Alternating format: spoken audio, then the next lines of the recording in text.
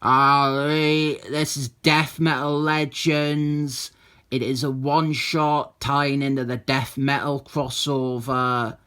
This is an anthology sort of thing, and it is bloomin' rubbish. This is pointless. It is completely pointless.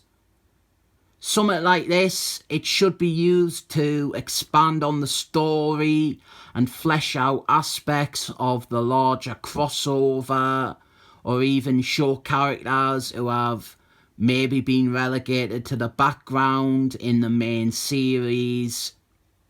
This is none of that. It is just so fucking pointless, and it gets progressively worse with each story. Our first one stars Batman who does a laugh, who has been given plenty of page time in the main book. Well, now we have a story that is unnecessary, detailing what he was thinking at the moment when he transformed from Batman who does a laugh into Batman who is a black tendril shadow design, which people think is crap, but I am okay with because I like baddies who are like that. We actually saw this transformation in the flippin' main book. This is just a waste of time. What this presents is an excuse for Tommy Daniels to waste about 14 pages with splash images. I bet you're really glad you paid a $5 for this, aren't you?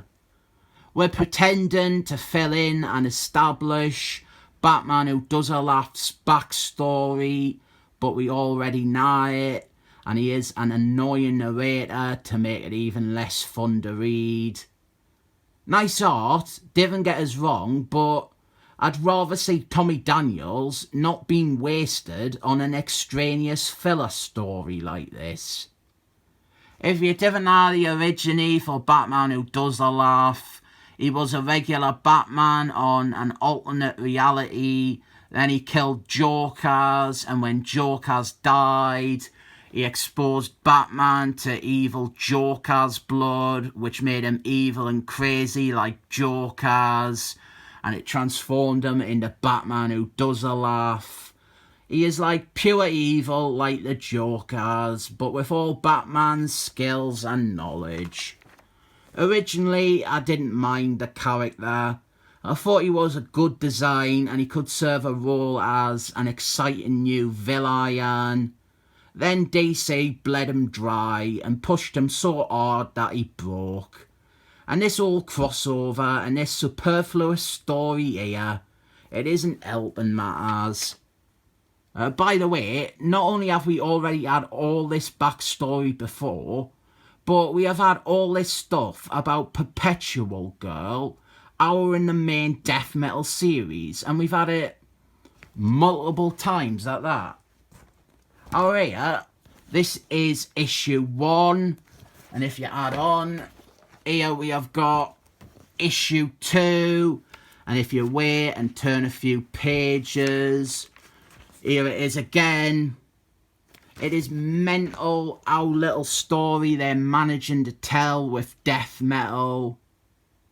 This story here somehow has 3 different writers credited to it.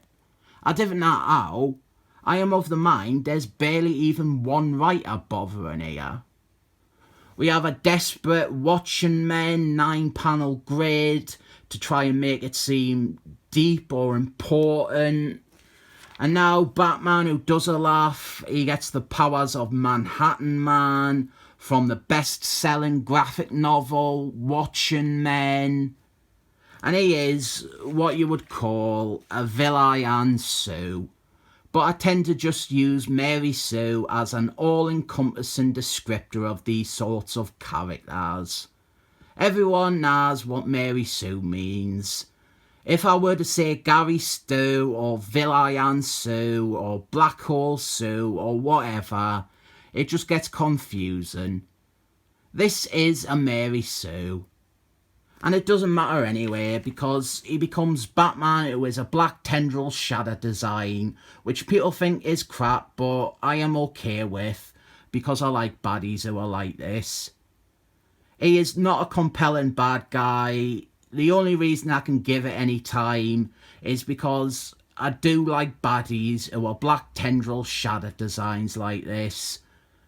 But I am not aroused by women who are that, as my recent Excellent Men review revealed. The second story is the only one I would say there is some sincere attempt to do something creative or artistic, rather than just padding some pages for an overpriced one-shot. This is the origin of Batman Who Is a Robot. It is exactly what you expect from the character's brief appearances in the main story. It also feels just as redundant as the first tale, since in a few weeks they're doing a Batman Who Is a Robot one-shot that'll probably just reiterate all this. This is another miserable idea of what if Bruce Kane was a psychopathic child who killed his parents. It's the same as unpleasant edgelord stuff. I do give this one some credit though. It feels like they tried. It's not half-hearted or blatantly trying to waste your time like everything else in here is. You're not going to have anything positive or much of anything to talk about with the rest of these stories. This here is a 2-page story that says nothing at all. Batman Who Is a Tyrannosaurus Rex. It doesn't tell a story. It reminds you that there is a Batman who is a Tyrannosaurus Rex. But hey, at least that perverted sicko, Warren Fallis, at least he didn't write it. Then we have Batman Who Became a City. Pointless, nice art, but again a waste. This character hasn't, and I doubt will, appear in the main story. It's incredibly physically unlikely that we're just going to have a random villain show up who is a city.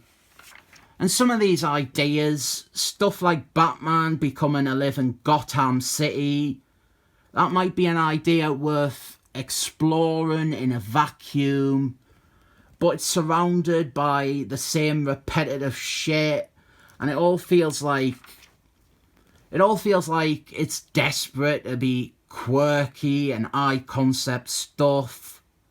Like, it all feels like forced wackiness. Then we have Batman Who Is a Car, 2 pages. By the way, both Batman Who Is a Car and Batman Who Is a Tyrannosaurus Rex, they were dead in the main story by the time this issue came out. Finally, Batman Who Is a Baby. These are all the same cynical takes on the Batman story. I think I hate this one the most of them all. This all one-shot is milking it. This is a total cash grab. The industry doesn't need this. After a global pandemic where stores and publishers shut down, crap like this is only damaging the market more. I didn't recommend buying this. You are actively wasting your money if you do. I feel sorry for anyone, myself included, who bought this. There are dodgy sellers on eBay trying to flog this for 20 quid. I worry that there is someone out there who might actually pay 20 quid for this pile of crap. I give this comic the esteemed 7 thumbs up.